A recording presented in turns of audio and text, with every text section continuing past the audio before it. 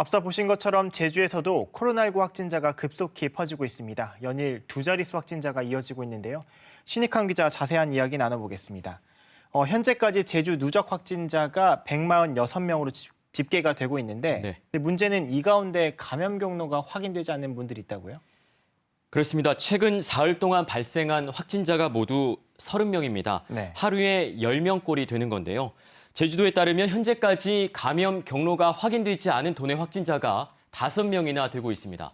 제주도는 감염 경로가 확인되지 않은 이 5명을 통해 이른바 N차 감염, 연쇄 감염이 발생한 것으로 보고 있습니다. 네. 감염 경로가 확인되지 않은 5명 가운데 1명이 바로 대기고등학교에서 최초로 코로나19 양성 판정을 받은 학생인 120번 확진자인데요. 나머지 4명의 확진자의 감염 경로에 대해서도 역학조사를 진행 중입니다. 모두 제주도를 떠난 적이 없는 도민들인데요. 제주도는 이 확진자들의 동선을 중심으로 해서 감염 경로를 찾는 데 주력하고 있습니다. 그렇군요. 어디서 어떻게 걸렸는지조차 파악이 안 되는 게 가장 큰 문제가 아닐까 싶은데 지금 그러니까 이렇게 확진받은 분들이 근무하거나 다니는 곳 그리고 다녀갔던 곳을 대상으로 진단검사를 일단 집중하고 있죠?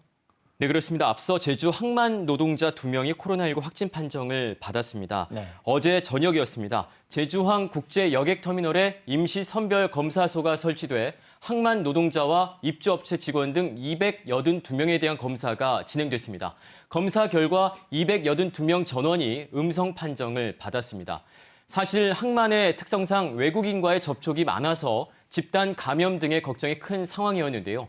제주도는 일단 어제 검사에서 대상자 모두 음성 판정이 나오면서 항만 노동자 확진자의 경우 감염 경로가 항만이 아니라 이 확진자들이 생활을 하는 과정에서 감염이 된 것으로 보고 있습니다. 또한 제주도는 서귀포의료원 장례식장과 부민 장례식장의 방문자들에 대해서도 진단검사를 받을 것을 안내한 상태인데요. 네. 제주시청의 경우 공무원 130여 명이 부민 장례식장을 다녀간 것으로 확인이 돼 진단검사를 받고 자가격리를 하기도 했습니다. 현재까지는 정확히 몇 명이 검사를 받았는지 확인이 어려운 상황인데요. 이것을 확인하기 위해서 각 지역 보건소를 통해 알아봐야 하는데 각 보건소마다 최근 확진자가 급증하면서 집계할 여력조차 없고 이래 어려움을 호소하고 있는 상황입니다. 확인이 되는 대로 관련 소식을 전해드리도록 하겠습니다. 이처럼 확진자가 지금 제주에서 급증하면서 진단검사를 하는데도 시간이 상당히 오래 걸린다고 들었거든요. 어떻습니까?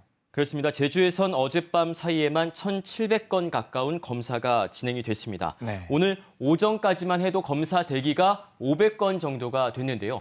이처럼 최근 도내에서 코로나19 확진자가 급증하고 방문 장소가 공개되면서 진단검사도 빠르게 증가하고 있습니다.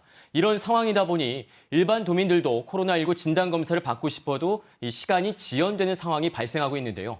제주도는 일단 검사를 받으러 가기 전에 보건소나 병원 선별진료소에 전화로 문의를 하고 예약을 해 검사를 받도록 안내를 하고 있습니다. 이렇게 진단검사도 지연되고 있는데 또 하나 궁금한 게 과연 역학조사는 제대로 이루어지고 있을까 하는 부분인데 어떻습니까? 네, 역학조사 과정은 크게 보면 두 가지로 나눌 수가 있습니다. 1차적으로 보건소에서 기초 역학조사를 실시하고 네. 이걸 토대로 제주도 역학조사관들이 동선을 자세히 확인하고 필요하면 현장에 가서 CCTV로 확인하는 심층 역학조사를 진행합니다. 하지만 확진자가 급격히 늘면서 역학조사에도 과부하가 걸린 상태입니다. 네. 한 명의 확진자가 발생하면 동선은 적게는 서너 군데에서 많게는 10군데가 넘는데요. 역학조사 인원이 한정돼 있기 때문에 이를 확인하고 동선 등을 공개하는 것도 조금은 늦어진 상황입니다. 제주도는 일단 도민들에게 이러한 상황을 설명하면서 양해를 구했고요. 역학조사 인원 보강과 관련해선 원희룡 지사가 특별 명령을 발표했습니다. 제주도와 행정시, 보건소 내 인력 조정을 통해 방역과 역학조사 인원이 충원될 수 있도록 조속히 대책을 마련할 것을 지시했습니다. 또한 원 지사는 국무총리에게 김포공항을 비롯해 각 지역 공항이나 KTX역 등의 선별진료소 설치를 요청했습니다. 음성 판정을 받은 경우에만 지역 간 이동을 할 수 있도록 하기 위한 조치인데요. 정세균 국무총리는 가능한 선에서 적극 지원하겠다는 답변을 한 상태입니다. 이처럼 제주도가 코로나19 확산세를 꺾기 위해서 상당히 노력을 하고 있는데 그래서 모레부터 그러니까 18일 0시부터 사회적 거리두기 단계를 1.5에서 2단계로 지금 격상하잖아요. 이 너무 늦은 조치가 아니냐 이런 지적도 있는데 어떻습니까?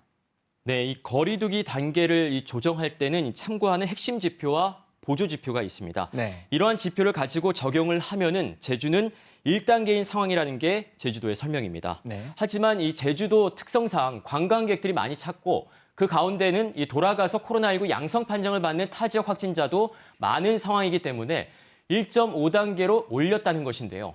현 상태에선 1.5단계도 강화한 조치였다는 것이 제주도의 설명입니다. 네. 아무래도 2단계로 사회적 거리 두기가 격상이 되면 도내 소상공인들과 자영업자들은 경제적으로 타격을 받을 수밖에 없습니다.